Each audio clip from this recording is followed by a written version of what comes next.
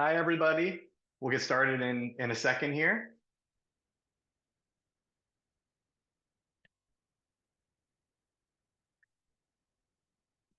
Hello, and welcome to our Meaningful Travel Virtual Roadshow, the Galveston edition. My name is John Sutherland, and I'm the Senior Director of Community Impact at Tourism Cares. I want to thank everybody for joining us from near and far for this final stop on our 2025 Meaningful Travel Roadshow series. The series has taken us from Miami to Pittsburgh and now Galveston, a place whose story of resilience, community, and creativity couldn't be more fitting for us as we close out our roadshow. Each stop on our roadshow has shown how tourism can reflect the values of a destination and how those values inspire our entire industry. Galveston has long been a crossroads of cultures, of commerce, nature, and of the Gulf. And today we're diving into what that means for the island to be a model of meaningful travel and action, connecting visitors to the people, the histories, and the ecosystems that make this place unique. We had originally planned today to meet in Galveston in person, but we're really excited to be able to share this new virtual format with everybody and allow more of you to join us today from around the world.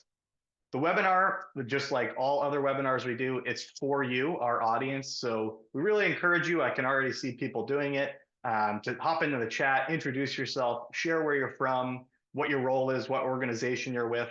And then throughout the webinar today, please take any questions you have. We have some incredible speakers, and there's always going to be more to say and more that I'm sure you're wondering about them. So pop those questions into the Q&A feature at the bottom of your screen there, and we'll pause throughout the webinar from time to time to answer the questions that you have. And there hopefully will be a little bit of time to go a little bit deeper at the end as well. As we begin, we want to give a deep and sincere gratitude to our sponsors. Tourism Cares is an industry nonprofit, and we're fully supported by our members and by the industry at large. And so we're really grateful to the organizations on the screen here and to all of our supporters who help facilitate our work. We literally couldn't do it without you. So we want to thank, first of all, our hosts for this event, Visit Galveston, but then also Accor, Expedia Group, Experience Kissimmee, Ment Law Group, the Student and Youth Travel Association, SITA, Simple View, part of Granicus, and Brand USA. Thank you so much. And as we begin, we also do want to acknowledge that had we gathered in person, our event would have taken place on the ancestral homelands of the Karankawa peoples, whose territory stretched from Galveston Bay to Corpus Christi Bay. For generations, the Karankawa lived in deep connection with the coast, protected and cared for the lands and waters. So we want to honor the original caretakers of the land, their enduring relationship to it, and the indigenous peoples who continue to live and work throughout the Gulf Coast. And we encourage you to use the QR code on your screen there to look through some resources like the Karankawa Tribe of Texas website, make a donation, Tourism Cares made a donation, and learn about how tribal nations are revitalizing themselves across Texas and the United States. For those of you who are new to our work, Tourism Cares, like I mentioned, is a nonprofit that unites the travel industry to create positive social, environmental, and economic impact in destinations around the world. We do this by leveraging our collective power and by using tourism as a force for good. One of the ways we have been bringing this mission to life is through this very Meaningful Travel Roadshow. This year, we introduced the Roadshow series, which is 3 stops across North America in 2025. Each one of those stops was designed to bring immersive learning, cross-sector collaboration, and destination-based sustainability to life. What's important to remember is that today we're spotlighting Galveston, but the themes that we'll be exploring today, and this is true of many of our events, can often be generalized to destinations around the world. So if you're not from Galveston, if you don't have product or partners in Galveston, there's still a lot of takeaways from today's discussion. And the goal is really to focus on those takeaways. How do these ideas connect to your work, to your destination, to the organization you work for, so that we can all come together and move the bigger picture of meaningful travel forward. You're going to hear us talk over the next couple hours about meaningful travel. It's a phrase we use a lot at Tourism Cares to encompass responsible, sustainable, and regenerative tourism. Meaningful travel is one that supports communities, protects culture and heritage, and restores nature. We think of it as not just a product per se, but as a mindset for the way we do business, the way we form partnerships, and and as an ongoing practice, something we need to kind of continually do. Meaningful travel benefits not just the local community. Sustainability kind of sometimes has that negative aspect of only being for the environment or only being for the local community. What we like about meaningful travel is that the consumer is looking for immersive, impactful experiences. And so this is really a relevant thing for our industry to meet demand.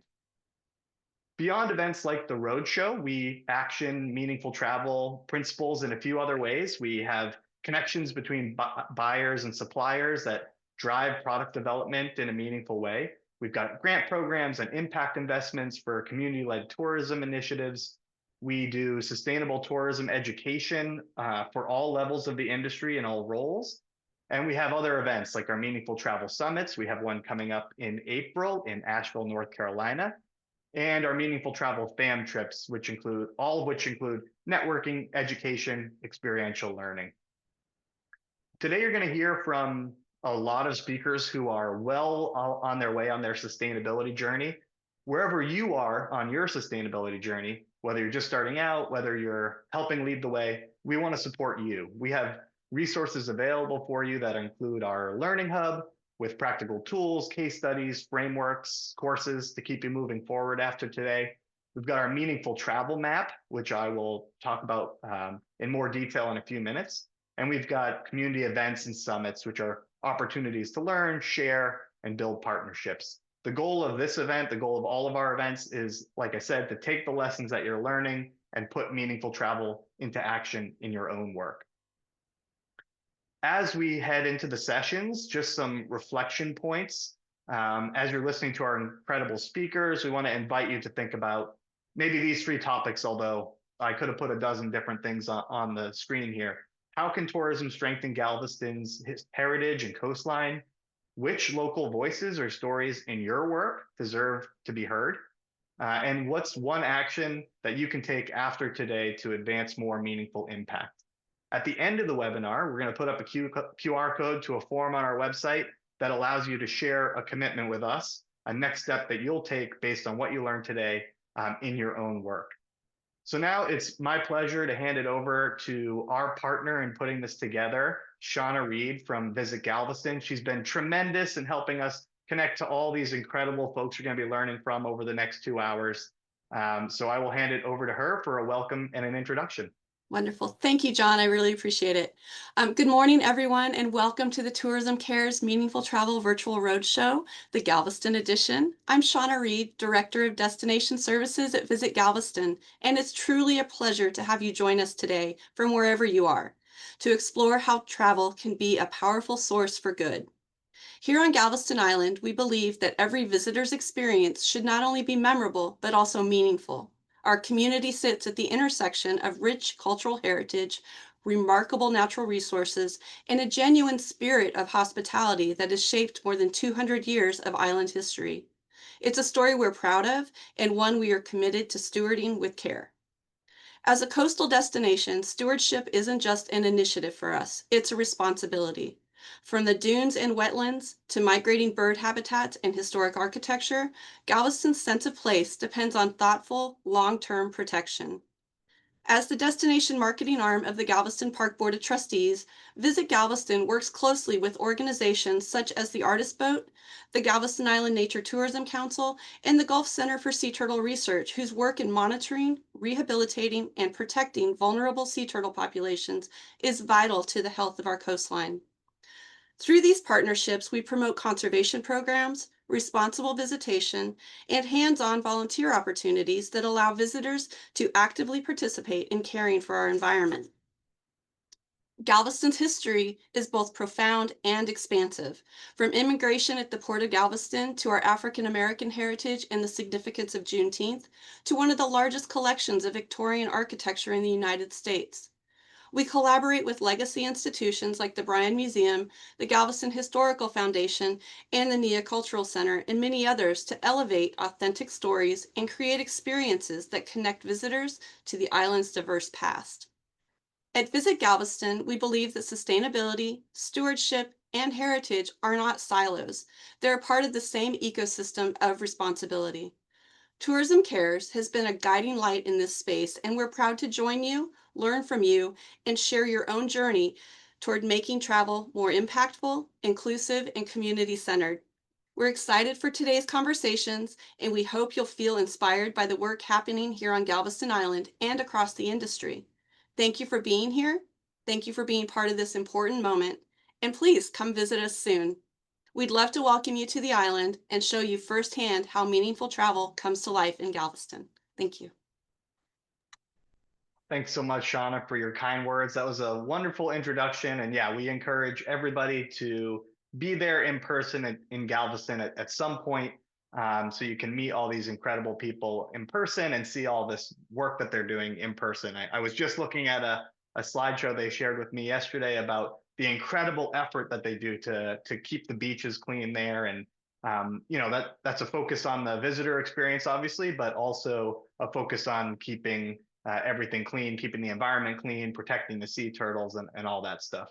I was just popping through the chat as Shauna was speaking and seeing how great it is. We've got people on the call from North Dakota, Boston, Florida, California, but then also Africa, Ecuador. So if you haven't had a chance to share where you're calling in from today, or the work that you do, please feel free, hop in the chat and go for it. So I'm back just to talk a little bit about the Meaningful Travel Map, which is going to help you engage with organizations here in Galveston and globally to support sustainable and community-driven tourism. For those of you who have not explored the Meaningful Travel Map yet, it's a digital tool. It's an interactive platform that connects folks on the call here, the travel trade, with vetted community-based experiences, nonprofits, and sustainable organizations.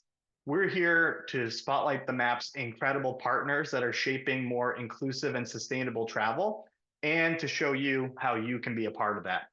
We're excited. We've got nearly 50 destinations working with us to actively build or promote their maps, and more than 700 organizations, we call them impact partners, from around the world that are represented on the map.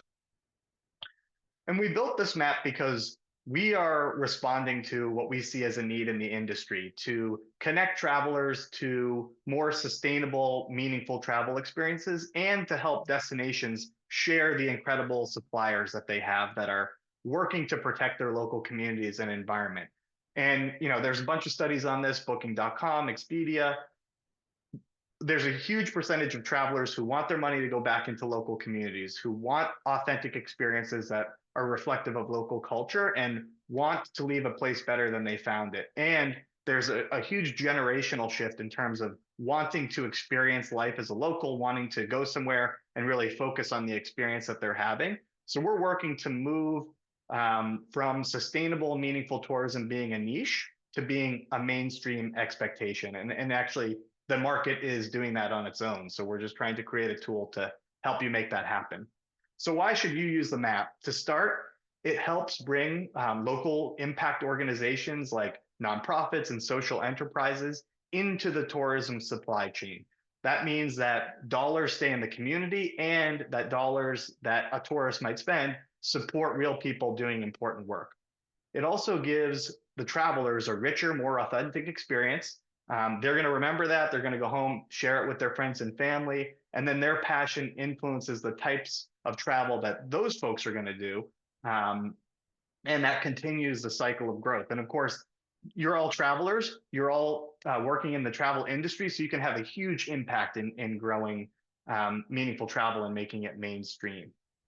Over the years, we've worked with destinations around the world to help source our impact partners and connect travelers to them in their own backyards and in the places that they plan to visit. The MAP impact partners are all local vetted organizations, vetted through our onboarding process, and they keep dollars local, they preserve local heritage and protect the planet. You know, we say here that they're hyper focused, they're obsessed with creating positive impact. The impact partners vary from experience providers, restaurants, accommodations, transportation, shops, museums, nonprofits, for profits, representing all the amazing things that make travel and destinations unique. What connects them all together is that they pair business with purpose. They give back, they support the local community, and they center the local environment or local community in their business model.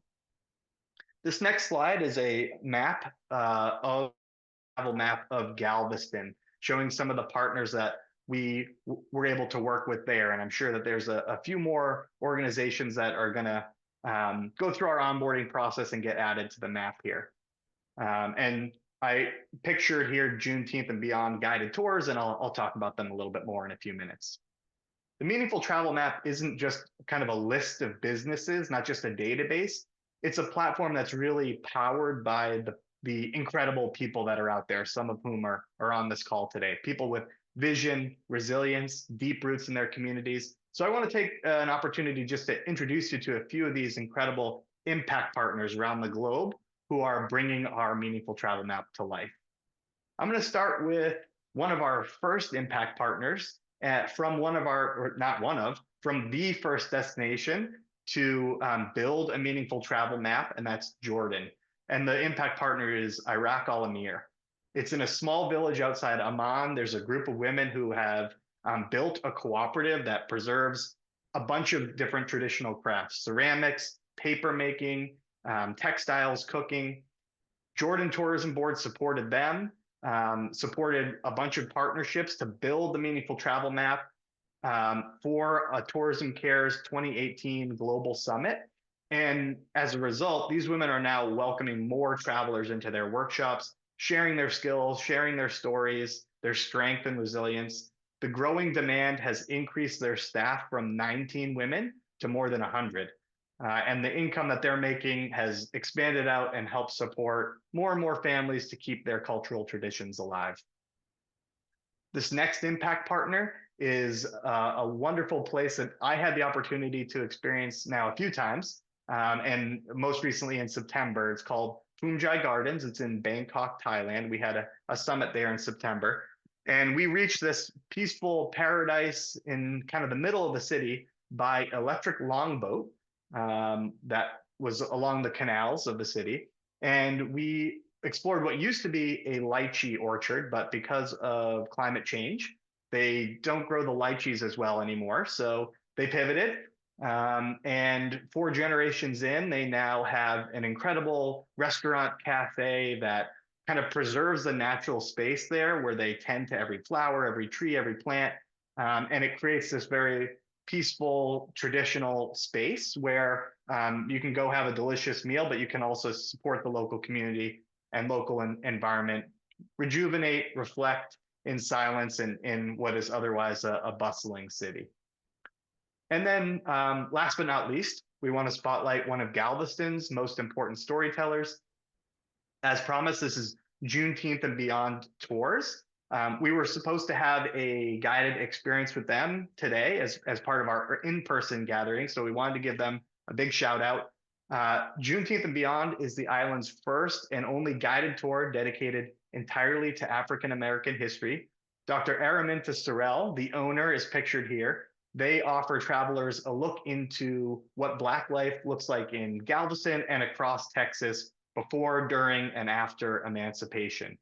And like many of our impact partners, their tours bring forward the voices, experiences, and stories of the community. In this case, the ones that shaped Juneteenth and continue to define the island's culture today. Beyond, the historic sites that they visit on their tours, they kind of fill the gap left by traditional education and learn deeper truths about slavery, emancipation, Jim Crow, segregation, integration, some of which we will learn about today. during our talk. So these are just 3 out of over 700 impact partners that we have who are ready to work with the travel trade to showcase their communities to visitors. So how can you engage on the map? There's a few different ways for different industry segments to get involved. But regardless of what sector of the travel industry you're in, we're all travelers, so we can use this as a tool. We can encourage friends, colleagues, networks to do the same. The tool is, we emphasize the use by tour operators and travel advisors, but I think there's lots of opportunities to strengthen value chains, to build up partnerships by utilizing the map. And by working with our impact partners on our map, you're offering travelers unforgettable experiences that will better shape the future of the communities we visit. So the question, as far as we're concerned, is who are you going to add to your next itinerary? Who are you going to partner with from our meaningful travel map as you move forward? So if we can just advance the slide, this is a QR code that we'll just leave up for another 30 seconds here as we progress through the presentation. If you want to take a minute after the webinar today to explore the map, you can just visit this QR code. You can access it via our website. So I want to thank you for your attention as I went very quickly through the Meaningful Travel Map and its benefits to you, the industry, as a tool for connecting with our impact partners. And I'm excited now to introduce our keynote speaker. Our keynote speaker today is Samuel Collins III.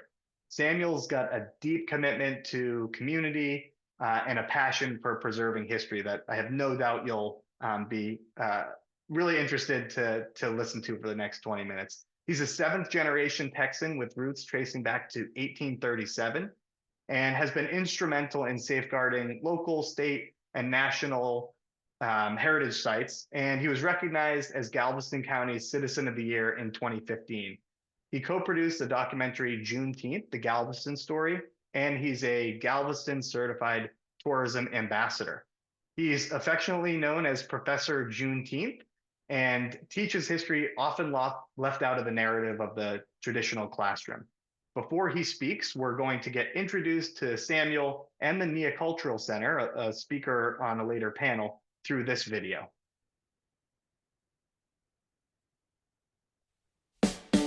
I'm here at the Nia Cultural Center, Juneteenth Legacy Project headquarters at 2217 Strand, Suite 101, Galveston, Texas.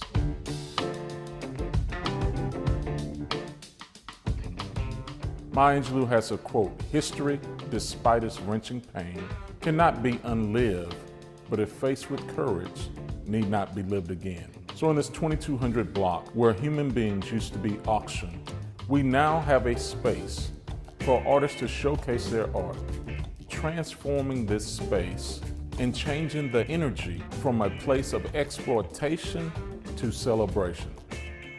From Galveston to Ghana, an international connection. So here on the southwest corner of 22nd and Strand is where Juneteenth actually happened on June 19, 1865. Major General Gordon Granger arrived here in Galveston with thousands of United States colored troops and Union soldiers to issue 5 general orders. General Order number 3 being known as the Juneteenth Order. That began freedom for the former enslaved individuals of Texas. The Nia Cultural Center is a place that mirrors Galveston's diverse history and culture. A place where individuals of diverse thought and backgrounds can come together to have honest and open conversation.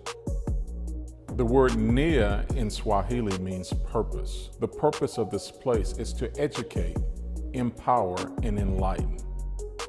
The Nia Cultural Center works with youth and adults. This is a space that everyone is welcome to visit and to enjoy. We also ask that you visit our website, www.niacultural.org, and make a donation today. We welcome you to come visit and learn more about Galveston history, Texas history, American history, and even world history.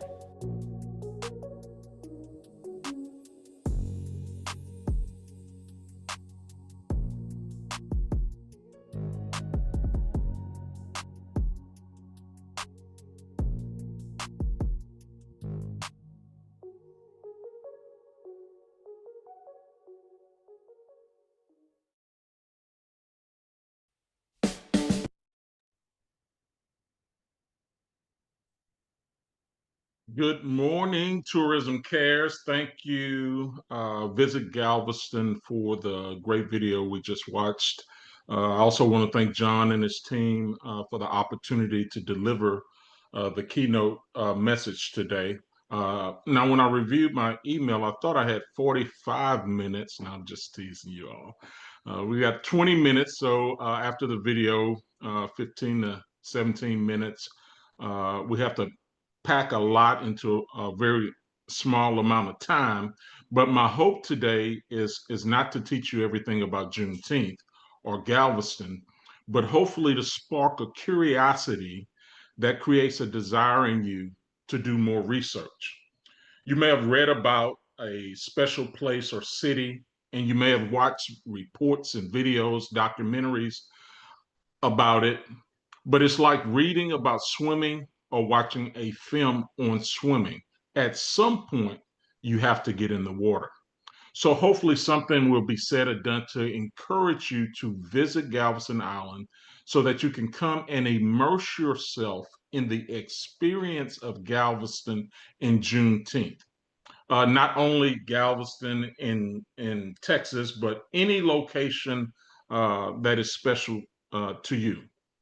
Please accept this as an open invitation to visit us here on the beautiful island, the Queen City of the Gulf. When I think of travel, I think of a quote from Mark Twain's book, The Innocents Abroad, published in 1869.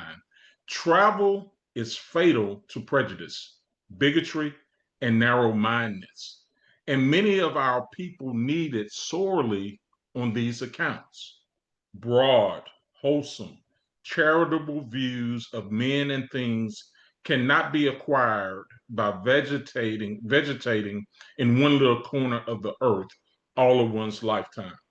When we think of travel, we often think of humans moving from one location to another location, occupying space with other humans.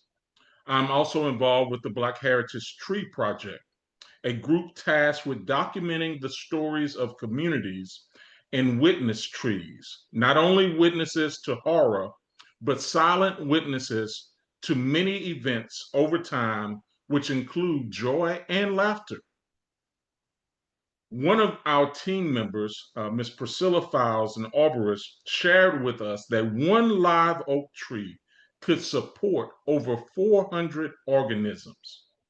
As we think about travel, let us always be mindful of our codependency on nature. How do we leave a place better than we found it? And how do we leave better after visiting a place? Twain's quote also reminds me of another author, James Baldwin. In Baldwin's book, The Fire Next Time, he says, these innocent people are trapped in a history they don't understand. And until they understand it, they can't be delivered from it. We, humans, often see ourselves as the main characters in the story, but we are one piece in the puzzle or one variable in the large equation of eternity. I applaud the work of Tourism Cares with regards to its Meaningful Travel Roadshow. How fitting the final stop in 2025 be Galveston, Texas, the birthplace of Juneteenth. A city of many firsts and also a city of a famous last. While technically not the last place for enslaved people to be freed, it was the last major port west of New Orleans and in the Confederacy to surrender and announce to the enslaved people of Texas they were finally free.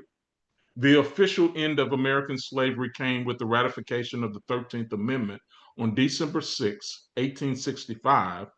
But even after that date, it was not until June 14, 1866, that a treaty was signed with the five nations, the Cherokee, Chickasaw, Choctaw, Seminoles, and Creek, to free the enslaved people held within their nations. And even today, in some places on our planet, individuals are still dealing with slavery. That being said, one may think, why celebrate Juneteenth? How did this Texas event become a national holiday and a worldwide celebration of freedom. Unfortunately, the Juneteenth narrative is often centered only on enslavement, pain, and suffering. While that is part of the story, it is not all of the story. While not perfect in 1865, they were moving towards becoming a better society, eventually passing the 13th, 14th, and 15th Amendments, taking 3 steps forward. But after Reconstruction and the Compromise of 1877, we took steps backwards as a country. But we can still be inspired by the resilience of the former enslaved and their descendants. The oral histories that have been passed down from generation to generation educate us about people, places, and things that occupied these spaces before we were born. As a proud 7th generation Texan with roots back to 1837, I've heard many of these stories shared by the elders in my family. We recently had a family reunion after about a 7-year break. It was great to be around those elders and listen to them tell the stories of their lives before we were born. One of my grandmother's childhood friends, attorney Faye Williams, was not at the family reunion, but she often tells the story of her paternal grandfather sharing with her that it was not a piece of paper that freed the enslaved people of Texas, but it was the men with the guns. Many of those men being United States colored troops. The power of primary sources support the oral histories that have been passed down. Here, I'm wearing, and you may not be able to see clearly, a magnifying glass, and at the base is a piece of wood from the freedom tree that was located at the Sweeney Plantation in Brazoria County. Now, Brazoria County, of course, is not Galveston County, but it is dovetailed into the history of Galveston. The largest enslaver in the state of Texas, Robert Mills and his brother David Mills, owned 7 plantations, 4 in Brazoria County, 2 in Matagorda County, and 1 in Fort Bend County, over 850 enslaved people in 1865 that eventually received their freedom as a result. At the Sweeney Plantation, several of those plantations surrounding the area where the enslaved people were gathered under this freedom tree and eventually told about their freedom. Artist Earl Jones had the opportunity to carve that freedom tree and tell the story of the message coming to those enslaved people in 1865. That tree is on display now at the Brazoria Heritage Foundation in Brazoria, Texas. But I wear this with me often when I speak or do presentations to be reminded of the ancestors that came before me and to bring their presence into the conversation and to remember that their sacrifice to survive has allowed us to live and thrive today. When we think about primary sources to support the oral stories like Miss Williams' story of the soldiers, newspaper reports from July of 1865 state that Galveston is now occupied by Negro troops or colored troops. Growing up in Texas, taking 7th grade Texas history, taking US history classes, I had never heard the narrative of these United States colored troops, not Buffalo soldiers. We are often misidentifying them in blue uniforms, these Black soldiers, as Buffalo soldiers, but Buffalo soldiers were not organized until after the Civil War. You can see behind me the image of the mural and the public art project that we did in Galveston to expand the narrative of this Texas history that has been left out of our classrooms. When there was great debate about Confederate monuments and taking down monuments, part of the work that I have been challenged to do is to look for opportunities to tell more stories in these public spaces. Now, we do not do this work alone.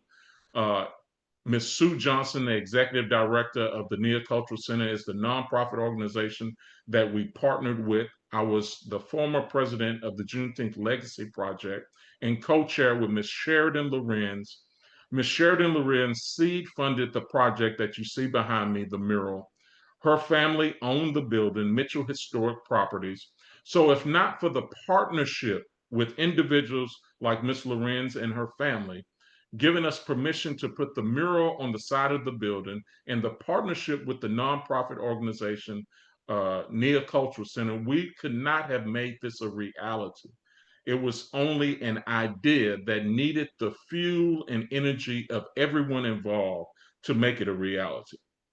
In the mural, you see Esteban or Estevanico, the first non-native enslaved individual to arrive in Galveston in 1528. We are approaching a 500-year anniversary of this first non-native enslaved person arriving here from Morocco, shipwrecked in November of 1528. You see Harriet Tubman in the imagery. She did not come to Texas, but we needed an iconic female image. And the story of the Underground Railroad in Texas actually ran south to Mexico. Of course, you then see Abraham Lincoln, the great emancipator, and Gordon Granger, the USCT. We even have imagery of Al Edwards, who helped to get Juneteenth passed as a state holiday in 1979. But in 1879, Robert Evans, a state representative from Navasota, tried to get Juneteenth as a state holiday, but it did not pass then. We also have imagery of Miss Opal Lee, the grandmother of Juneteenth, that pushed this narrative forward until Juneteenth became a national holiday in partnership with other individuals like the late Dr. Ronald Myers, who died in 2018 and did not get to see Juneteenth become a national holiday. So news about freedom for the enslaved people was not late to Texas. It was late to be enforced. It took many individuals of all races and nationalities helping to move the world forward to becoming a better place. Juneteenth is also about freedom and opportunity, not just pain and suffering.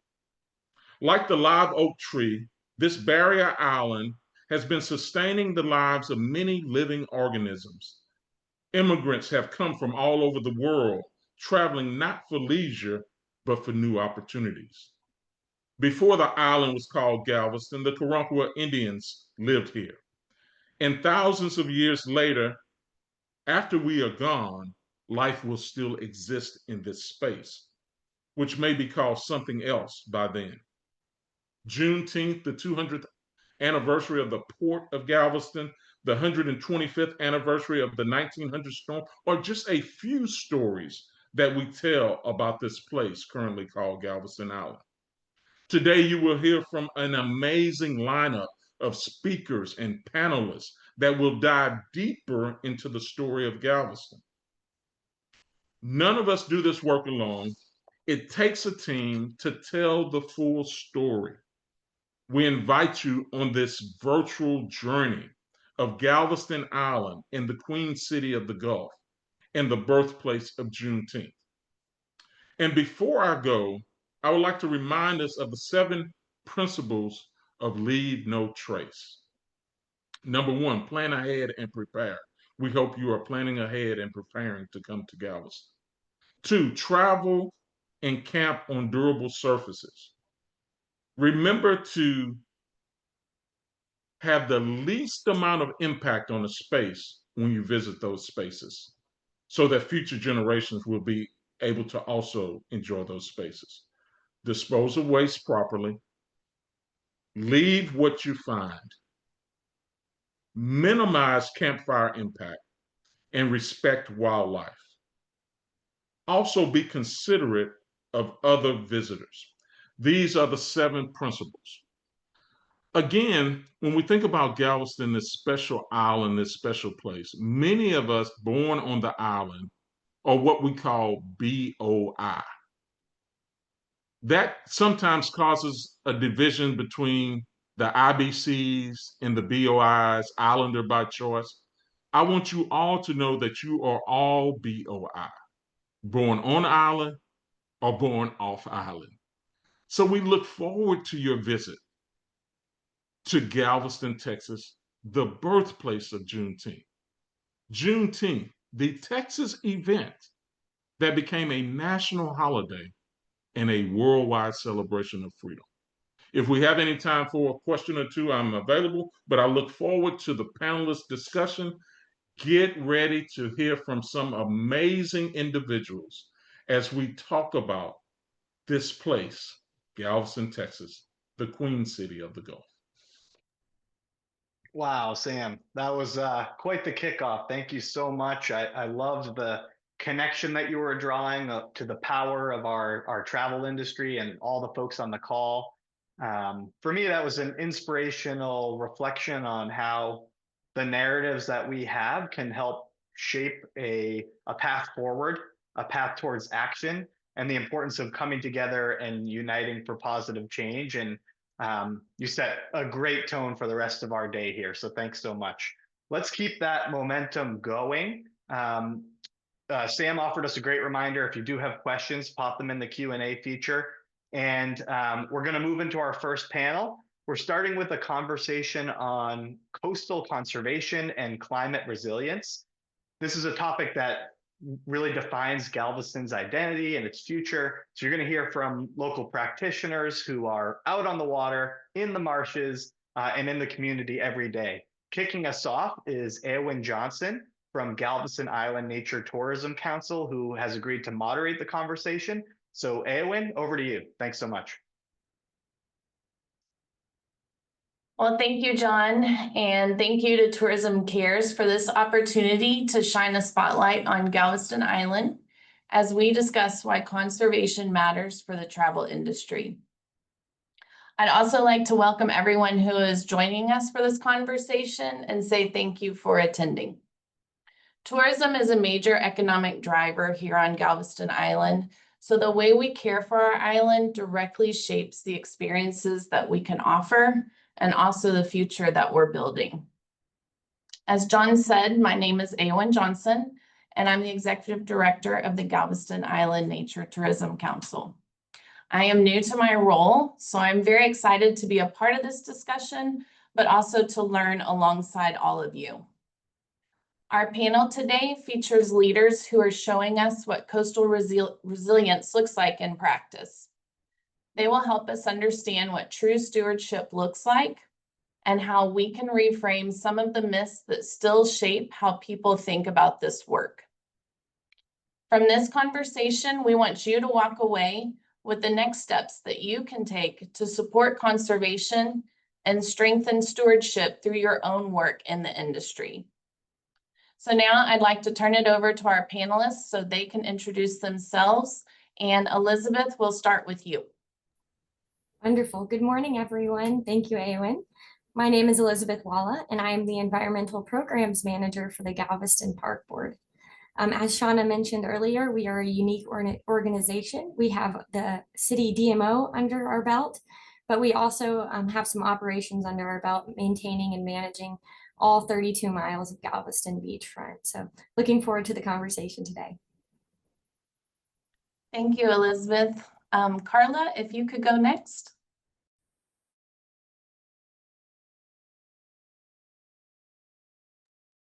Hi, I'm Karla Klay, the Executive Director of Artist Boat, and a little technology challenged. I apologize.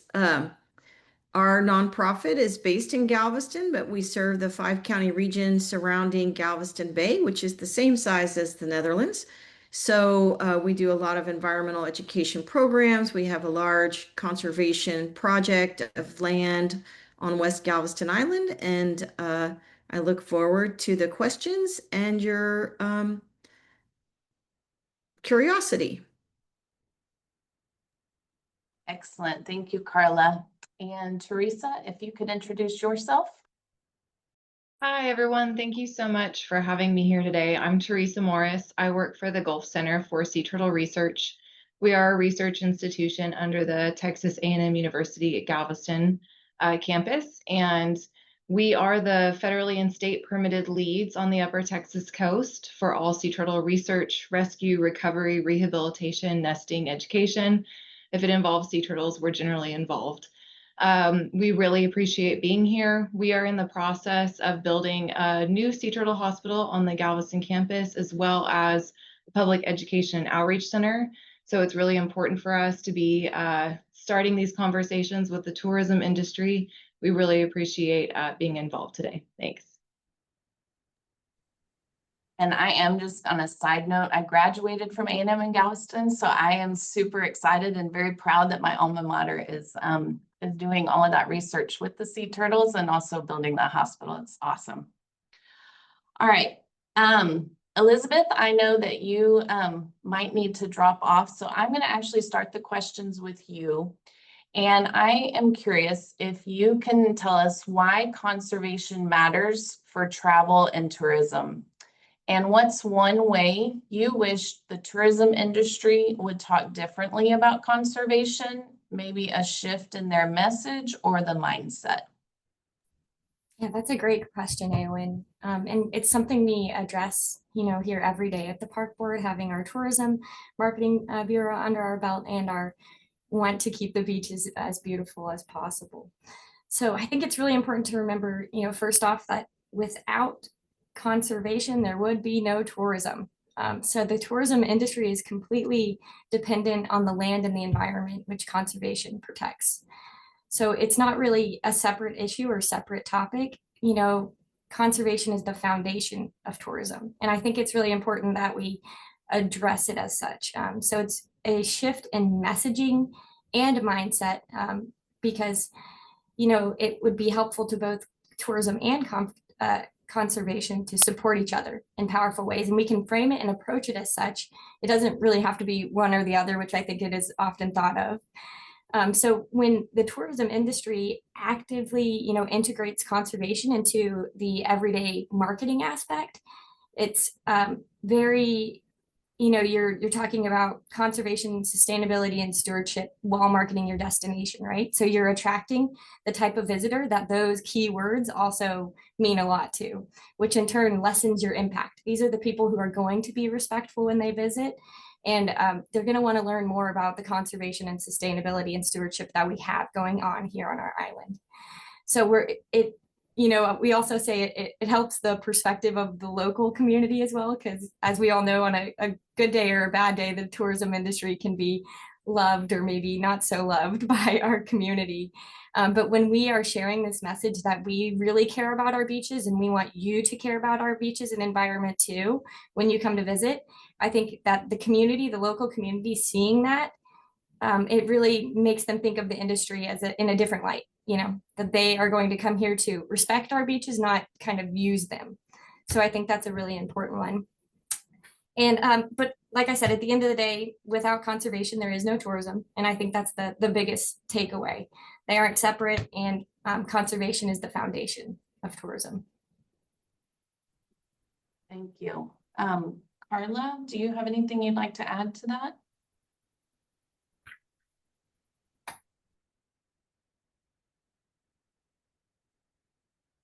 I think, it's a great question. What can the tourism industry do to help conservation, or what can tourism do to help conservation? I think about that all the time because we spend a lot of effort educating people about the environment and stewardship. And when we travel, we have to remember that all these places have to be ready for us. They can't quite predict how many of us are coming either.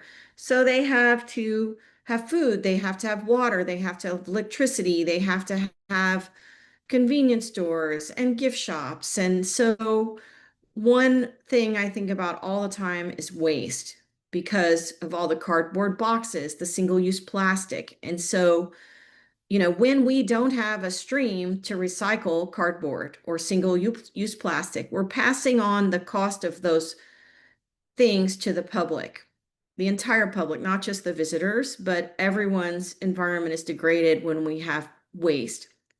And so I really wish dearly that every business that serves tourism might take less profit and assure their waste stream is taken care of in a sustainable and recyclable way, because we have 8 million visitors. We can collect 2.5 tons of plastic on a Labor Day weekend within 3 or 4 blocks of the seawall. That should not be going to a landfill. It's not a glamorous thing to talk about or to do when you're a tourist, but those are the things that I think about when I travel. How am I going to reduce my waste? You have excellent points. I actually recently got to go to see a panel that both Karla and Elizabeth were on, and they talked about just the sheer amount of stuff that is left on our beaches. And my mouth dropped open. It was very eye-opening. Teresa, I'd love to give you a chance to jump in. Thank you.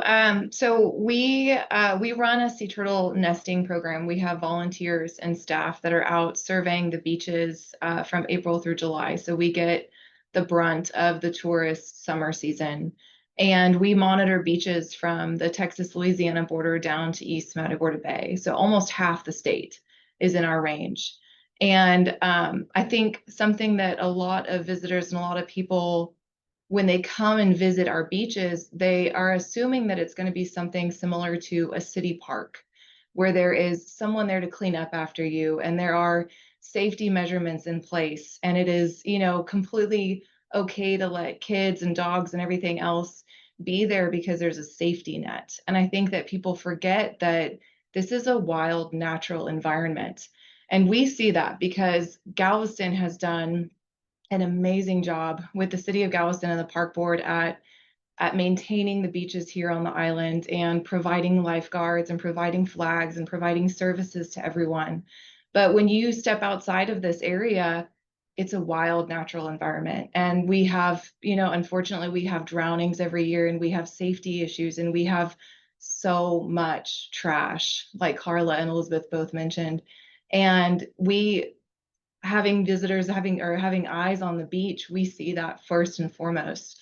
So I think it's really, really important to think about that, just like Elizabeth and Karla said, that when you are visiting, you are leaving an impact on the place you visit, you travel to, and you should have a sense of ownership whenever you go anywhere, especially if you have a business that is based in tourism. You need to help provide conservation for that area, because if you don't have organizations that are helping keep it clean, helping keep it safe, keep it appealing to visitors, you're not going to have a business at all here. Yeah, and while you were talking, I was thinking about, I have done some of the sea turtle nesting patrols, and just digging holes in the beach that can cause problems, and that's not something that maybe your average person would think about. All right, Karla, I have a lot of questions in my next question for you, but I want our attendees to have a really good understanding of what stewardship of the coast looks like.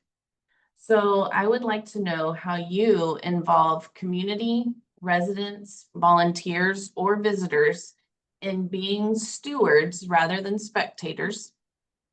And once you have that in place, how you know that it's working. And if you could also maybe provide, I know it's a lot, Karla, I'm sorry. You could also maybe provide an extension for tourism, since that's the purpose of our call today. Okay, you might have to remind me of the first. I know, I apologize. So the first question is, how do we engage people in stewardship? We actually have over 5 programs, but we have eco art workshops and adventures by kayak. The heart of that is guests or youth come on a kayak adventure into Galveston Bay. They learn why marshes are important, how they help our coast be more resilient, mitigate flood damage through holding on to water during flooding events. They learn how marshes are the heartbeat of our seafood industry. 90% of all fish, shrimps, and crabs harvested globally have to come into an estuary, and some part of their life cycle has to occur in a wetland. And I don't know about everybody else, but I love to eat shrimp and crab and fish. So we try to educate them scientifically, and then they participate in making a plein air watercolor. They sit and paint the marsh.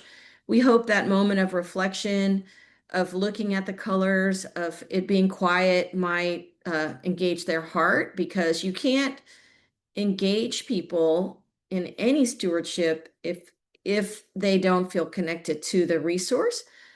So that's our biggest program. But on the beaches in the summer, we have a program called the Bucket Brigade, and people go for 45 minutes with a marine biologist exploring the beaches, the dunes, and the Gulf to learn about all kinds of things, from beach renourishment to like, why is seaweed cool? That would take another 15 minutes, because seaweed is very cool. It builds dunes, it feeds shorebirds, and it's the offshore pelagic habitat for baby sea turtles and tuna and things like that. So it's really critical. And then we have a Beautify the Bucket program where people adopt the trash barrels and they paint them beautifully to encourage people to get their trash in the trash barrel. We do pre and post surveys with our student population. And so we know that they transform into people. The students will say, I'm more likely now to do habitat restoration, or I'm more likely now not to litter, or I'm more likely to go outside again. And we do planting restoration on our preserve in the coastal prairie, which is the most endangered habitat in North America. So we get them directly involved that way. But how do we know if we've transformed how people think is complicated, because we have 8 million visitors and we all combined can't teach them all. So we have industrial level tourism, industrial level pollution, but we don't have industrial level capacity to reach all those people. So I think we're always working at a numerical disadvantage. Did I get all the questions? Yes, I believe so. And I was actually, you touched on seaweed, and Elizabeth has that wonderful sign, yes, with the seaweed. So do you have anything you'd like to add to that, Elizabeth? Oh my goodness, definitely. This is one of my favorite questions, because stewardship has such a broad meaning, and I think that we could apply it to so many different things that each of our organizations, do as a program. But there are three that I really want to talk to you guys about today and tell you about. But our first one is called Wash to Shore. So we have worked with a nonprofit called Wash to Shore since 2022 here at the Park Board. And if you're unfamiliar with the work that they do, they're based out of Oregon, and they use volunteers in the community to collect marine debris that's washed up on their shores. And they make these massive, beautiful sculptures with local artists. And I always tell people about this, and I'm sure they think like, oh, trash art, I could do that. But these are like, 20 feet wide, beautiful sculptures. So they're unlike anything you have ever seen before, and they're absolutely gorgeous. But we have worked with them since 2022. We brought them onto the island. We had 22 different sculptures here at once, which for Wash to Shore was the first of its kind. Typically they have one or two behind a paywall. So like at a museum, something of that nature, you have to go pay to see them. But we had 22 out here available to the public to see for free. So it was a great off-season engagement for us. And then not only that, we went into a phase 2 with them, where we worked with Wash to Shore to hire a local Galveston artist. We collected marine debris from our shores with our coastal zone management crews and our community volunteers, and we made our own sculpture. So that has been a really fun one. She now lives on the island. I say she because her name is Gertie of the Gulf. She is a reddish egret, and she's just traveling around. She'll be a member of our community for as long as we can keep her around, and she will be available for the public to see for free. So we really encourage you to come check her out when you're here visiting. Two other programs we have. One is our beach toy borrow boxes. So we started this program after looking at the different types of trash and marine debris we were picking up from our beaches, and we were able to single out beach toys. So we wanted to create a system of reuse for them and diminish that single-use plastic purchase. I like to think that maybe people were leaving them because they didn't want to take them home, but they didn't want to throw them away. So they thought maybe the next family would use them, which is optimistic, but we were picking them up and in the end throwing them away. So we created a cycle of reuse. Our coastal zone management brings those toys back to the lot. We clean them off and we put them up at one of our Beach Toy Borrow Box locations. And we've done that for 3 years, and the public has absolutely loved it. And we've loved to see those results. And then lastly, we have a few different boxes, wooden boxes available on the beach in which we put free trash bags for the public. So like those Beach Toy Borrow Box people, I am optimistic and like to think that if you give people the opportunity, they will do the right thing. So we are literally putting a trash bag right in front of them to pick up the trash that they create and the trash that they see. So we're really proud of these programs, and metrics are a hard one, as Karla said, but we're always keeping different data. So for our borrow boxes, we're monitoring them twice a week and counting the toys. Our up to you bags, we're keeping track of how many go out of each box. So it's a work, but we see a lot of public engagement online. And I think that's a good metric to pay attention to is, are people visiting them? Are they liking them enough to take a picture and post with it? And so it's good to check it out that way and to see how people are reacting to them. Very cool. And I will say, my family was one of the ones that enjoyed Wash to Shore a few years ago. And I remember we would just stand and look at those sculptures and, you know, pick out what is all of the different items in there. And it was sad that, you know, there was so much trash, but that they had turned it into such a beautiful thing. And I know that Artist Boat, Karla's organization, they're sponsoring a marine debris art contest this winter period. So I love the Wash to Shore and all the marine debris art. Teresa, I'm going to come to you now and ask you, what is one persistent misconception in your area of work, and how do you reframe it for guests or partners? This one was kind of tricky because I think there's a lot of misconceptions in conservation, in our local ecosystem and nature in general. For us, we frequently encounter people that don't realize that we have sea turtles here in Galveston or the Galveston Bay area. And of the 7 species of sea turtle in the world, we actually see 5, one of which is the most critically endangered species of sea turtle in the world. And that's the Kemp's Ridley, which is a Texas state sea turtle. We see them throughout their entire life stage. We also see green sea turtles and loggerheads year-round, frequently inhabiting our bays and estuaries. Karla mentioned briefly earlier about the value of estuaries.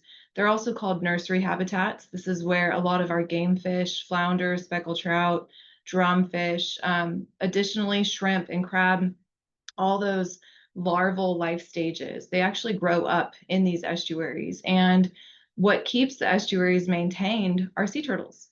So green sea turtles, we also call them the lawnmowers of the sea. And their primary role in our ecosystem is providing this habitat for these species to grow up. So if you value Texas, if you value the Texas economy, if you value fisheries, you should also value sea turtles. Similarly, each different species has a different role in our ecosystem. Like loggerheads do something very similar for our oyster reefs. And one of their main food sources are oyster drills, which is a snail that actually can take out oysters. So it's very important for us to relay that information to visitors and to the general public, just because a lot of the questions we get is, why should we care? Why should we spend our money supporting something that, you know, is just trying to save one animal at a time? And it's because all of the species of sea turtles have had significant challenges in their population numbers. The Kemps almost went extinct completely in the 1980s, and it was through conservation programs that it rebounded. Without efforts in conservation programs, without regulations and rules, we wouldn't have sea turtles at all. And I can't imagine what our ecosystem would look like, what this environment would look like, or what, you know, why people would want to come down here if it weren't for the amazing nature that we can provide here in Galveston on the Gulf Coast.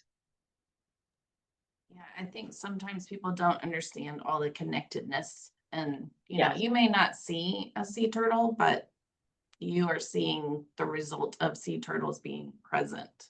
And that is one thing that we're really hopeful for in our future building in our education outreach center, is that it's going to provide a space to address a lot of the questions people have and teach them more, let them see sea turtles up close, but also encompass a greater view of the nature here in Galveston in this area.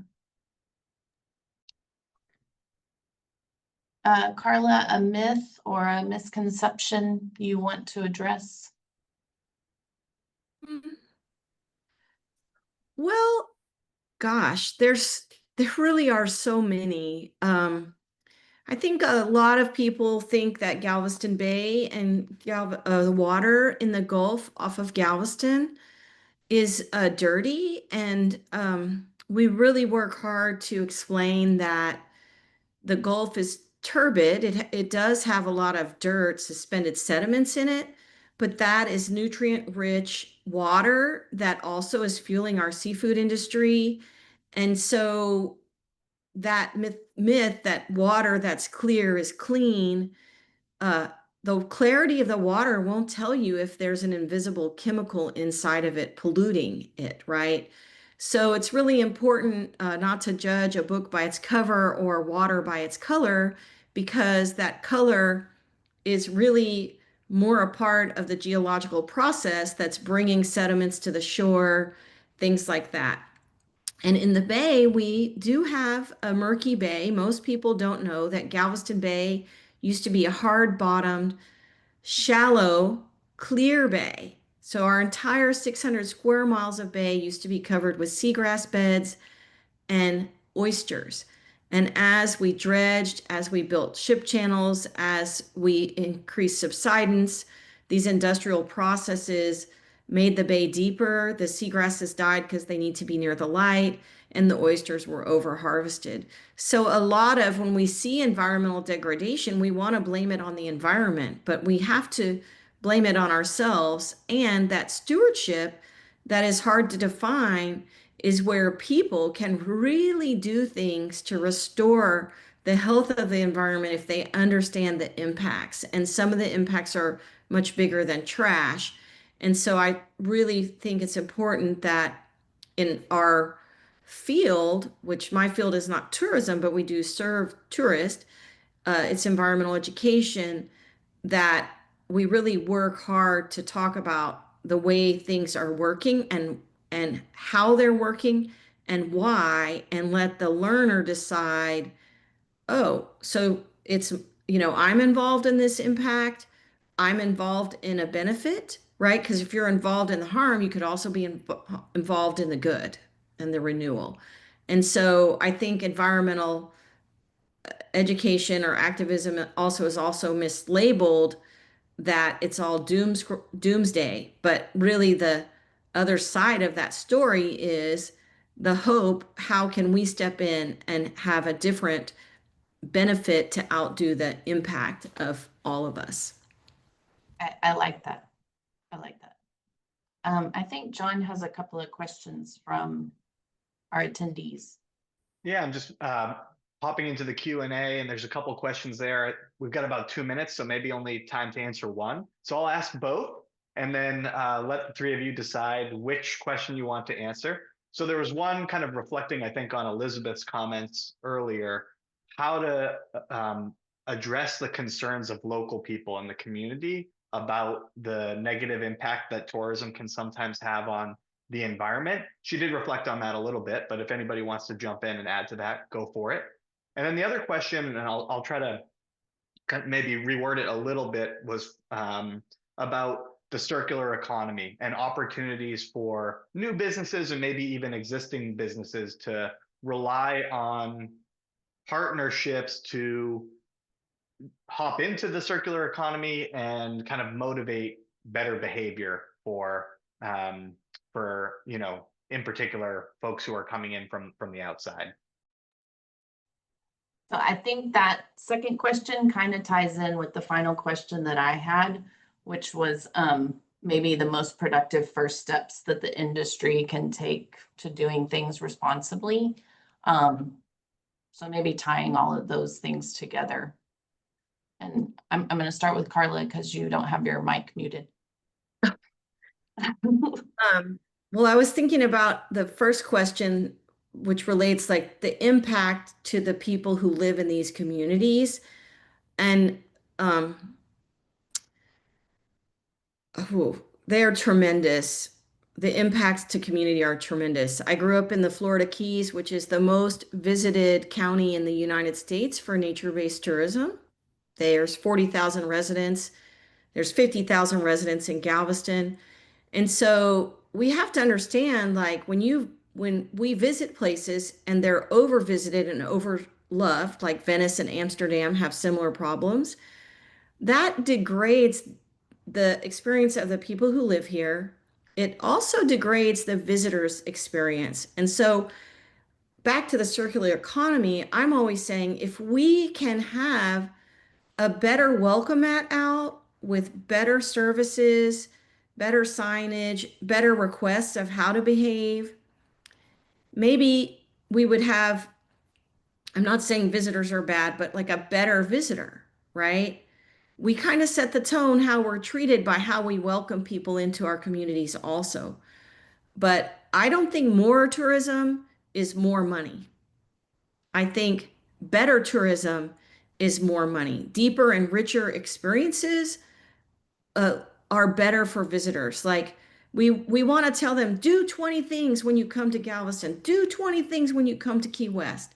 But really, a great day could be one thing that's deep, enriching, and guided by locals, with things made by locals, made by things that are local.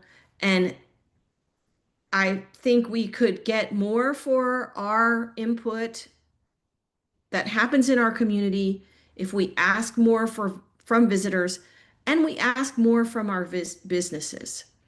I don't I don't know if I could be more detailed. I'd have to think about that. But when it takes 15 minutes to go 4 miles, that's an impact on everyone, not just the visitor.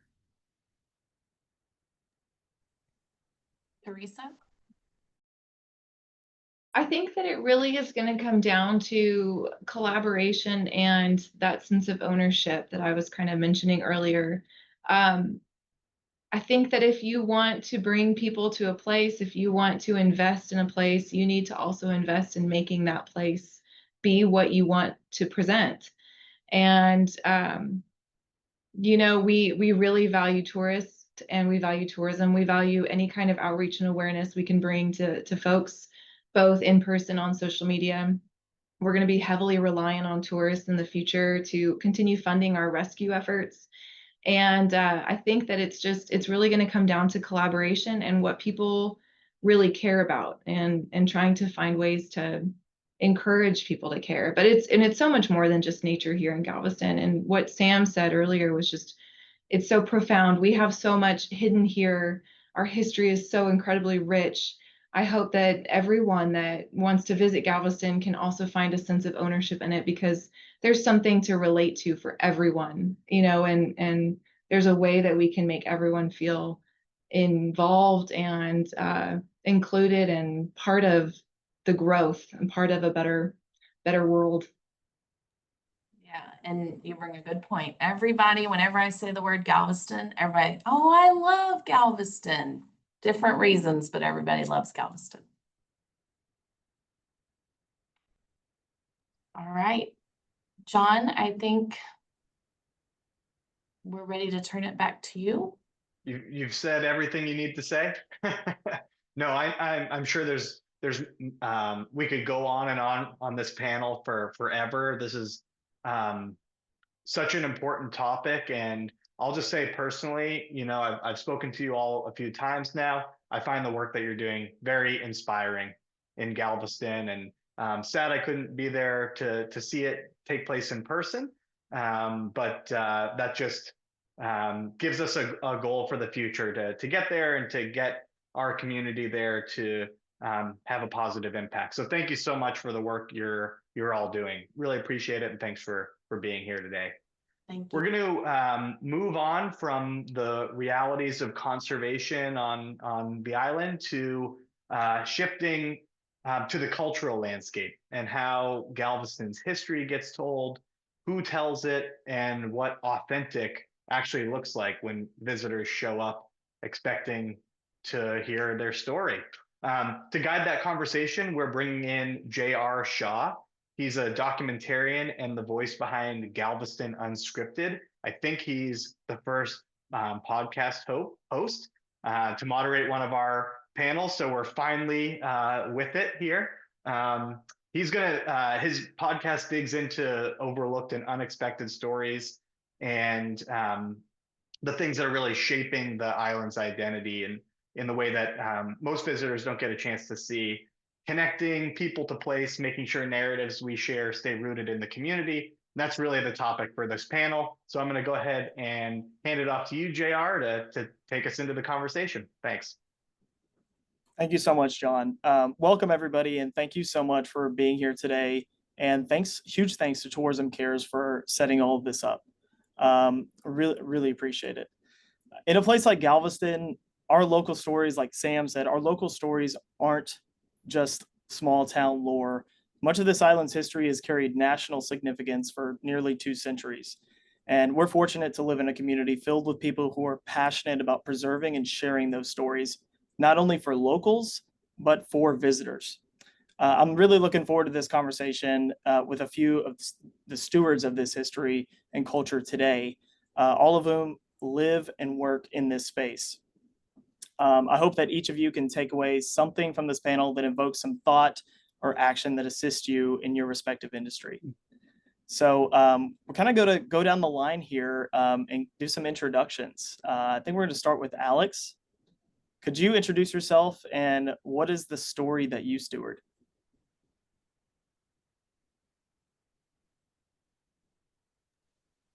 Good morning, everyone. I'm Alex Thomas. I'm the Director of Marketing and Outreach for the Media Culture Center. As you heard our keynote speaker, Sam Collins, in the beautiful video that was shown earlier, the Media Culture Center is a nonprofit organization that is on the Strand in Galveston and has been an organization that has been stewarded by Sue Johnson, the Executive Director that founded it over 30 plus years ago. And we are the champion of Juneteenth, as well as empowering the culture and honoring the dream of the African American story on the island. And so I have the opportunity of working with a lot of our community leaders, but most importantly, the organization that help continue to tell the story through art, through our cultural history, being able to tell the story of Juneteenth, but most importantly, inviting people to understand the representation of African American culture and what it did for Galveston and continues to do. Eric, could you give a little introduction? Sure. Good morning, everybody. Thanks for having me on the panel. My name is Eric Broussard. I'm the curator of the Bryan Museum in Galveston, Texas. We specialize in Texas history from prehistory up to the end of the Mexican Revolution, 1921. And we also represent the history of the American West in general. Pass it over to you, Will. Hi, good morning, everyone. I'm Will Wright. I'm the Chief Creative Officer for Galveston Historical Foundation. We trace our roots back over 150 years as an organization. We're one of the largest historic nonprofits in the United States. And we get to work with lots of different arms of the organization through tourism, preservation efforts, membership, lots of different ways that we get to share and work within Galveston's incredible history. All right, and we'll kick it off with a question. I'm going to direct this one at you, Alex, to kick it off, all right? Why does history and cultural heritage matter to travel and tourism, and how does travel and tourism affect heritage? Thank you. Most importantly, history and heritage allows us to tell our story. Being on the island in Galveston, there's so much history. As Sam mentioned earlier, there's so many firsts when it comes to the music heritage, the culinary heritage, arts, everything from the first African-American heavyweight champion of the world, Galveston Giant, Jack Johnson. It allows us to be able to tell those stories that other communities don't necessarily have. They may have experienced those things when those stewards left Galveston and traveled to other places, people like Frederick Tillis, one of the great composers. But it allows us to tell the story and the history and the fabric of what happened on the island. Galveston being a port city, allows so many channels of history to come through. So when you think about the first African American high school in the state of Texas, you think about the old cultural Central High School, the old cultural center. And then you think about the first African American library, and so on and so forth. So many different elements that attributed to the history and the heritage in Galveston. But not only that, most importantly, some of the horrific stories like the 1900 storm. These opportunities from cultural tourism allow us to tell those stories and to be able to tell the history of how we have evolved after hurricane, the resilience of the community. So cultural tourism allows you to be able to do that. But also, most importantly, it creates what we call the creative economy. And the creative economy allows people like JR to come and create a podcast, to talk about the history of Galveston. It allows a lot of the artists that are part of the community to go around and do murals, which is one of the great examples that we have on the side of the building where the Neoculture Center is housed. It's a 5,000 square foot mural that depicts the history of Juneteenth. So the creative economy allows so many things like that, from your chef, your local chefs, to some of the fishermen to be able to create fishing tours. That's why it's so important, because it allows us to tell the story and to be able to invite people into our community to learn about the history and heritage that's so important. Thank you, Eric. I think we're going to pass that over to you. Why does history and cultural heritage matter to travel and tourism, and how does travel and tourism affect heritage? Well, I think it matters because it gives us the opportunity to spark people's interest in, in our case, Galveston history, Texas history, and well beyond. And that goes for locals, newcomers to the island or the surrounding area, or visitors to the island.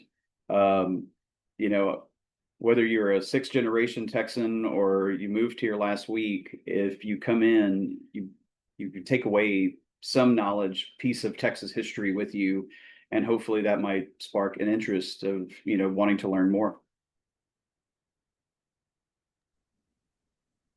All right, Will. Well, Galveston's history is tied to tourism, to travel tourism. From the early start of Galveston, people were coming down to experience the beaches. The city itself was promoting itself as a destination. So there's this kind of circular relationship, I think, that happens with Galveston, and people have this generational awareness in what's going on here, but also from the larger historic aspect. Galveston's always wanted people to come down to it. They wanted to come down and enjoy the natural assets. And as that translates and changes over the course of time, some of those things are still in place. We still want people to come to Galveston to enjoy the beaches, to enjoy the amenities, but also to learn a little bit about that history. And what we benefit from in Galveston is the retention that we've been able to hold on to of so much of the architectural history, et cetera. So you come to Galveston, you've got a lot of different ways to interact with things. But Galveston has always been and is still a very friendly market, a friendly area to people that want to come down from a travel tourism destination to come down and experience what all's going on down here. So talking about some of the history we've had, I mean, we've got from the 1900 storm to Juneteenth to the port of Galveston. We've got so much going on down here. Eric, I'm going to direct this one at you. When the history is contested or painful, what framing and facilitation moves keep it honest, respectful, and engaging for those visitors? Well, I mean, history, whether it's Galveston's history, Texas's history, or world history, there's always good and bad, and you can't whitewash it, you can't sugarcoat it, so to speak. You have to be, honest. You have to tackle it head on, and you still have to be sensitive to, the way people may respond to how you're presenting that history. I mean, for example, our museum is located in a former orphanage. It was an orphanage for, almost 90 years. And, but we have people who are always interested in learning more about that. And so much so that I was tasked with researching it and building a special exhibit on it. And, one of the things I told my boss was we have to take the good with the bad when we're talking to some of these former residents and presenting the story. even a great day in an orphanage was not a good day, just because of the situation that you were in. So, and that goes for other things that we do as well here at the museum. There were very heroic and wonderful tales of some of the Texas Rangers, and there were some really awful stories of things that they did with the sanction of the state of Texas. So you can't just focus on the good and kind of sweep the bad under the rug. You really have to give a full, fair, balanced view of it.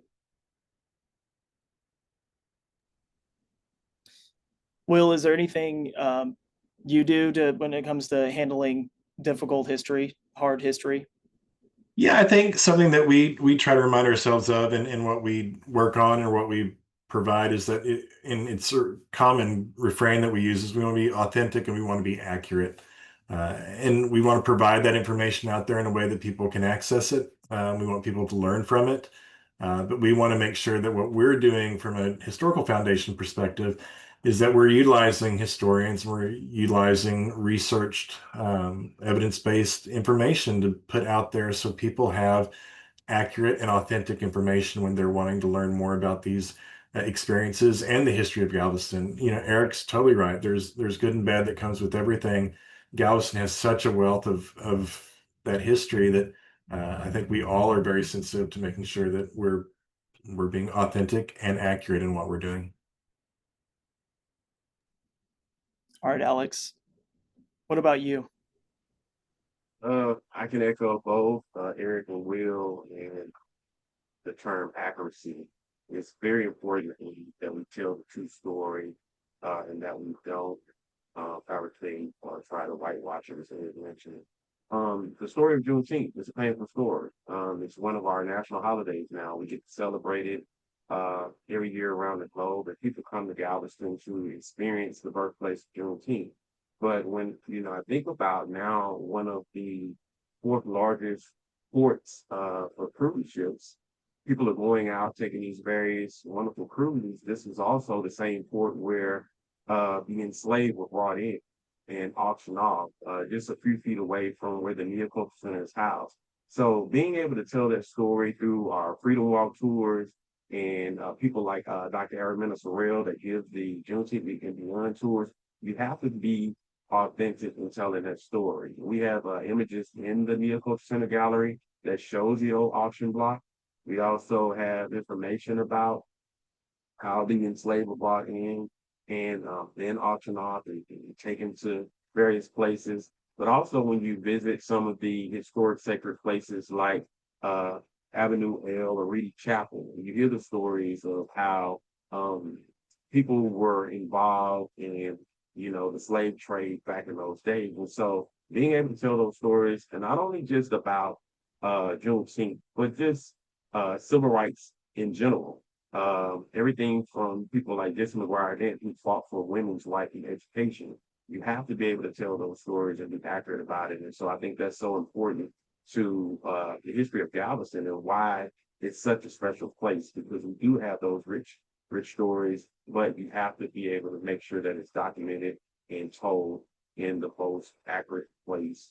And we love the opportunity. Absolutely, I could not agree more. Will, I'm going to direct this question at you. How do you decide whose voice leads when you're putting together an exhibit or you're designing something? How do you decide whose voice leads? How do you decide who authors and delivers that narrative? For us, so the Historical Foundation has a lot of different sites. We have a lot of different ways that we interact with the community. So that could be the 1892 Bishop's Palace. It could be the Seaport. It could be our Juneteenth exhibit. So each one of those locations has a different voice, and we listen to and we work with the history that's appropriate to those locations. So if we talk about the Juneteenth exhibit, for example, when you go in there, it's a deep read, a deep dive into the history of Juneteenth, and a lot of that is compiled and researched by our African American Heritage Committee. They're the authors, they're the researchers that are presenting that information. So that's gonna show in that. When you're at the Seaport Museum, you're learning about the immigration history. A lot of that history is coming from our own internal research as well. So there's not a one shoe fit all system for this for us. We really are going to look at what we're trying to share. We also want people to enjoy their time there. We want you to learn about it, but we want you to enjoy your time in that experience. So we try to keep an overall look on every location and let that guide us a little bit in how we're ultimately presenting that information. Eric, how about at the Bryan? How do you decide whose voice leads for different exhibits and different stories? Well, yeah, I think it's important for all of us to remember that the stories that we're portraying aren't ours. They might be part of our history, but they're not our stories. We are the stewards, the protectors, presenters, call it what you will. But I'll use the Galveston Orphans Home exhibit for an example. When we started that project, you can look in newspapers all day and, you can read diaries and things like that. But at the end of the day, I knew that we had to talk to some people who actually lived it. And by that, I mean some of the former residents or staff that were here. And we were lucky enough to start an oral history archive from that project. We interviewed 18 different former residents and staff members. We're still doing that because nobody can tell their story better than they can. And, you don't always have that opportunity, but in this case, it certainly worked in our advantage or favor. And another example I can give is, our next special exhibit next spring is going to be about the Karankawa. And so with so much misinformation and myth out there about their culture, it was important that we round up some descendants of Karankawa and mix that in with academics who have studied it, most of their career, or written books about it, and form an exhibit committee, because we want to make sure that we're representing their heritage, their culture, in the best possible way that, shows them in their true light. That is great. Alex, how about you? How do you decide whose voice leads? Well, at the Neoculture Center, we have what we call our memory keepers. They are our docents that help us tell the story. Of course, we are the only African American art gallery on the island, so a lot of what people see when they walk inside the Neoculture Center is great art that depicts the history, whether we're talking about our Juneteenth champions, our civil rights leaders, presidents, our early stewards in the Galveston community. But the artwork is also told and is depicted from oral and written history. That history is sometimes documented from our local genealogists and archivists, information that has been written in books, in history books. And then we have great researchers, people like Sam Collins, who you heard from earlier. They have studied and researched the history, and it allows us to be able to share that information with our memory keepers so that that story is portrayed and told in the best accurate way possible. So those are the voices. Not only that, you saw a video in the beginning, an opening clip before the keynote speaker spoke, that talks about the history of Galveston. And you can also see some of those videos on Visit Galveston website. A lot of that information is pulled from archived records from the Rosenberg Library, early documentation about the history in Galveston. So we depend a lot on oral and written history. And one of the challenges that we have is a lot of that history from people that were a part of the early 1900 century of events that took place in Galveston. We're losing a lot of those folks. So we talked about ways to make sure that we continue to document and keep that oral history alive. And so, the goal to work with our partners like Will, the Galveston Historical Foundation, even Eric and his team over at the Bryan, is to be able to try to get those people inside and document the history while we have them still around and available. And so that's been a challenge, but we're working towards it. But those are the voices that need to be heard, and those are the people that should help tell the story. And Alex, why does it matter to locals for visitors to really understand these stories that we're telling here in Galveston? Well, I think it's most important. I think you heard Sam say several times about EOI. I'm not considered a BOI because I'm originally a Mississippi native. And I remember the first time I came to Galveston and I spoke to a lot of the members of the African American community about just preserving and promoting the history of Galveston through Juneteenth.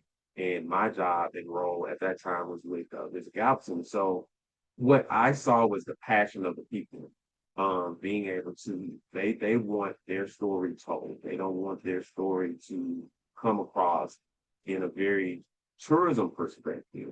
And a lot of times when people feel that passion, it's because that is near and dear. These were people that were born on the island.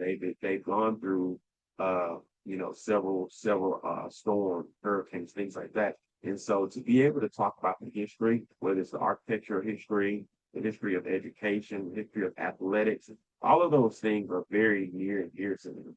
So when you sit down with, our community leaders and our stewards and people that really have this history and have documentations and books, they really want you to be able to share that in the most positive and enlightening way. And so that's what's important to them. And what's also important is the fact that we invite so many people into the community because it's a great destination, but it also is a place where we have historical events, and Will can attest to this when he talks about it, that are about the history of Galveston, even on the Strand and different events. So when people come, they want to experience Galveston. So that's why it's so important that the locals have a voice in that sense. So. And Eric, why does it matter to locals, for visitors to understand the story that you guys are telling here at the Bryant? I think it's important because everybody wants their community to be represented. As far as educating tourists or school children, whatever. I think the kind of resources and experiences that a lot of the places on the island offer is that chance at education, and I think that locals would certainly appreciate people who are visiting the island to learn about the island. It's not just the beach day, all the time. So we have a history. It's very rich. It's very impressive, and I think that's why it's important to locals. Will, I'm going to pass that one over to you. Sure.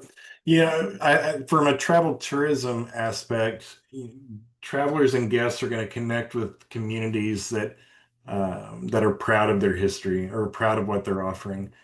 So from our standpoint here locally, anything we can do to communicate this to the residents is important, not only for that aspect, but just for good community stewards. We want people that live here to be proud of where they live, and if there's anything we can do to facilitate that, then that's great. But ultimately, from the travel tourism aspect, what you go to places, you connect with places because you interact with the community members that love living there, and so Galveston, again, we're all Galveston's biggest fans, but Galveston has such a wealth of it, and for us to live in an environment that we get to help facilitate that is fun.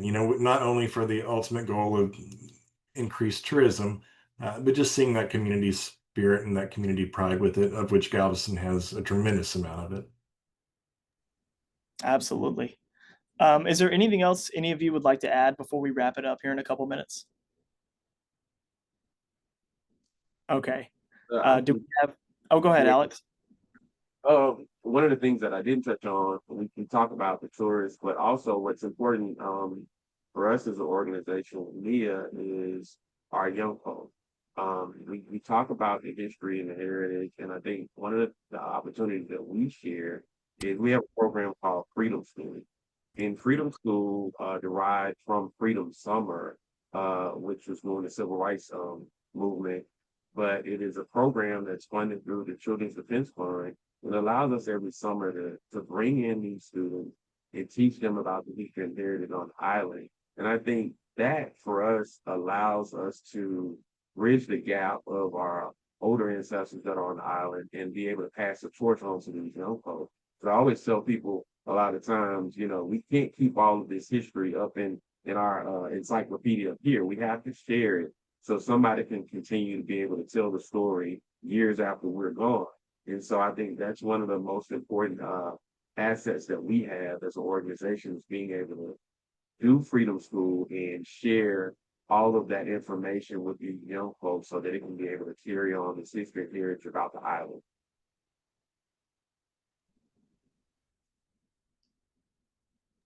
John, you ready to wrap it up, or do you want to keep going? I got one more question. Go for it. Okay. Yeah, we have one question in the chat, so we can chime in with that when you're ready. Okay, we can move to Q&A.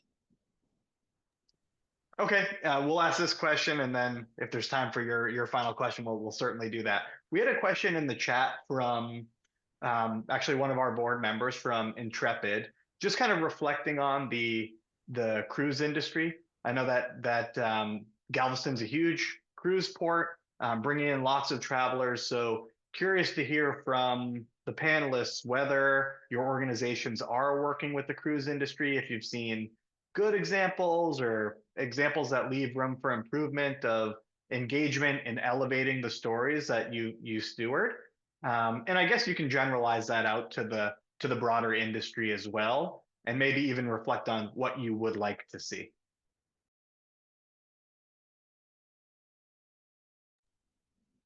I guess I'll dive in first. Yes, we're currently working on a plan to engage our cruise partners to be able to allow us to do pre and post tours. One of the most, I guess, one of this conversation came up the other day in one of our meetings, but Galveston is not a port of call, so we don't have a lot of tourists that get off the ship and spend time in Galveston. So most of our traffic is pre and post, and most of those people are really coming into the community. They're going straight to the port and hopping on the ship, and then when they come off, whether it's 4, 5, or 7 days, they're leaving. We do get some of that traffic, and the goal is to increase that and to be able to have them experience opportunities like, you know, Juneteenth and Beyond tours, or stopping by the Bryan Museum and being able to go see, you know, the Juneteenth exhibit through the Galveston Historical Foundation. So yes, that conversation has been tossed out there. One of the things that I'm excited about is we were approached by a group of travel agents who are now putting together plans to do a Juneteenth cruise. So they have about 3 packages that are currently going out, and these travel agents are promoting these tours to leave pre the Juneteenth holiday and during the Juneteenth holiday. And so the goal is to have some of those tours in Galveston, and they've reached out to us to be able to help coordinate those opportunities for them. So that's exciting. But I would like to see it happen year round and not just for Juneteenth, but just, you know, throughout the year, because we have so many amazing stories, and because we have about 1.7 million travelers going out on the cruise ships. We should be able to tap into that industry and be able to help educate people on the history and heritage of Galveston. Yeah, I mean, I'll jump in here for just a second. Echoing what Alex is talking about, it's sometimes it's hard to attract, you know, people who are coming onto the island, going straight to the port, and then, you know, or maybe at the very most staying in an Airbnb the night before their cruise leaves. But we've heard rumors that there were some European cruise lines who were actually looking to make Galveston an overnight or a couple day port of call. So we're excited to hear about that. And if that comes to fruition, I would love it if, you know, all of the public history entities in Galveston could maybe work together to start some kind of, you know, tram or a bus that takes some of these passengers to the different attractions that Galveston has. We've got you know, I think all of us would agree, we've got a wonderful partner in the Port of Galveston. So the expansion that's happening there is insane. It's amazing.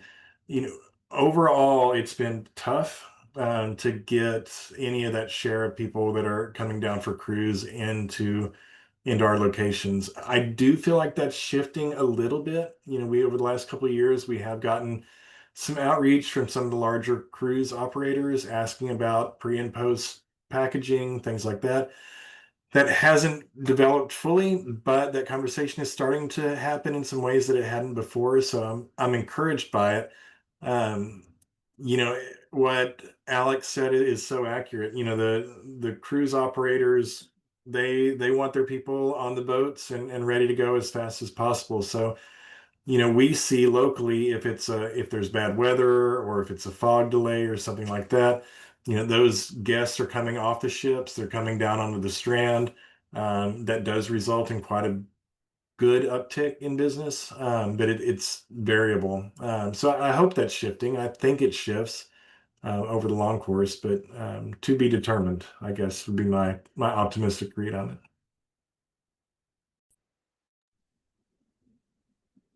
Excellent. Any final words for us, JR? I just want to thank everybody for sticking with us through this panel. I really appreciate it. Thank you so much, Alex. Thank you, Eric. Thank you, Will, for joining this panel and sharing your expertise. I really appreciate it. It was a pleasure. Thank you for having me. Yeah, thanks everybody. Really nice time this morning. I appreciate it. And thanks, John. I can echo that. Thanks all of you. Thanks, JR, for moderating what was an incredible discussion. And I think once again, a lot of great calls to action for our industry in terms of really thinking about that authenticity, that truth telling, but doing it in a way that is good travel and tourism product. So thanks so much. At this time, right before I kind of talk about commitments and share the QR codes so that all of you can reflect a little bit on your next steps, I do want to invite Shauna Reed back to just reflect a little bit on the panels and the keynote so far and the themes that we've all experienced, and kind of just give you not quite the last word, Shauna, but nearly the last word before we wrap up the webinar today. Awesome. Awesome. Thank you so much, John. I really appreciate it. I want to thank everyone for joining us today for this virtual roadshow. It's been very insightful, and I hope that you all take away quite, just a lot from this conversation that we've had with some of our, our wonderful partners on Galveston Island that I am very happy to call all of them as friends. What struck me most was the shared understanding that meaningful travel, it's more than a trend, it's definitely a mindset. It challenges us to move beyond the visitor numbers and towards creating real benefits that, for our communities, our culture, and our environment. And I appreciated the emphasis that each of our panelists and our keynote put on the community voices and the reminder that residents are truly central to shaping this authentic and impactful visitor experience. As you've all heard, Galveston's got some phenomenally strong foundations from both our conservation as well as our cultural and historic and heritage assets. We're really going after those visitors that are seeking purpose, whether it's through learning, giving back, or connecting with the local stories. And then we also have a lot of small attainable steps that matter. And they also those steps can spark meaningful change, and that all of our panelists mentioned partnership. It's essential, and the collaboration and ideas that we share here on the island really make us a unique. We absolutely, there's so much pride in Galveston Island, and I'm very, very happy and very proud to have been a part of this today. So thank you, John, and thank you to Tourism Cares.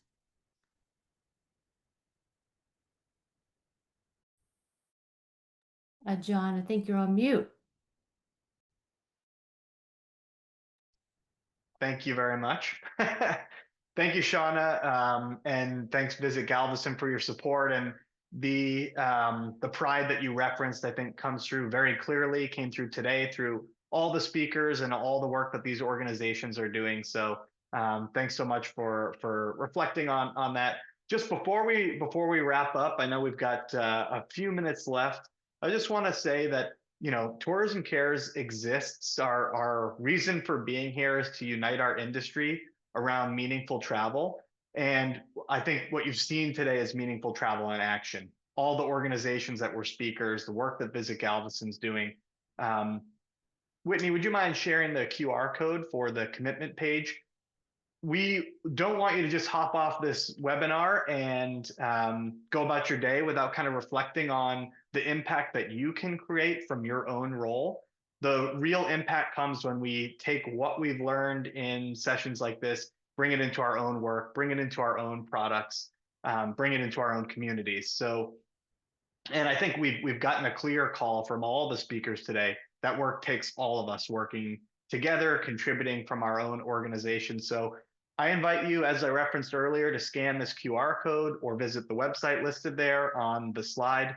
And right after the webinar, if you've got a few minutes, hop into that online form, share with us one clear, actionable commitment that you can make to integrating more impact into your work.